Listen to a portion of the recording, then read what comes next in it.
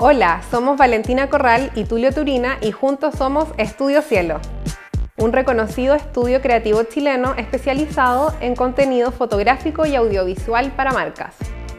Nos hemos posicionado por tener una narrativa visual gráfica que combina la dirección de arte con la creatividad.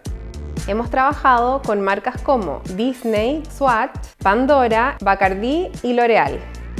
Nuestros proyectos no solo parten y terminan con una idea, sino que es en su ejecución cuando el proceso creativo adquiere importancia para encontrar el qué queremos contar y dar forma al cómo lo vamos a mostrar. Generamos un estilo que contenga 3 ingredientes clave, que sea creativo, muy estético y con un toque de locura. En este curso de doméstica aprenderás a conceptualizar y diseñar sets creativos y estéticos para fotografías o videos publicitarios. Como proyecto, harás un documento llamado Devolución Creativa, el cual te servirá para plasmar tus ideas en un set. Aprenderás qué es el set design, quiénes son los profesionales involucrados y los tipos de materiales con los que se puede trabajar. Te enseñaremos también qué es el brief y cómo interpretarlo de la mejor manera. Verás cómo aplicar tu creatividad a la conceptualización para llegar a una frase que guíe tu propuesta. Compartiremos contigo nuestro proceso de brainstorming visual y realizaremos bocetos simples para llegar a un concepto atractivo.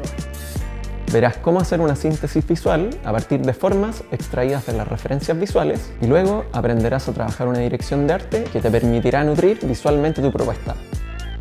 Aprenderás a hacer una devolución creativa que contenga un relato coherente y que potencie el concepto y el diseño del set. Al finalizar este curso, sabrás cómo traducir tus ideas en diseños de set creativos y coherentes con la marca que estés trabajando. Necesitarás herramientas como lápiz y papel y un computador con Illustrator, Photoshop o cualquier otro software donde puedas bocetear.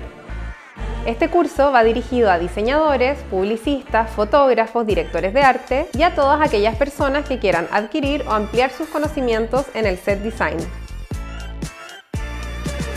Aprende a conceptualizar y diseñar un set publicitario con un toque creativo y cautivador.